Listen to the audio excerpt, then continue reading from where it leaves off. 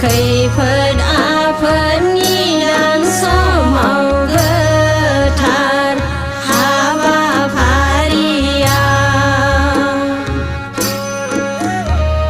dâng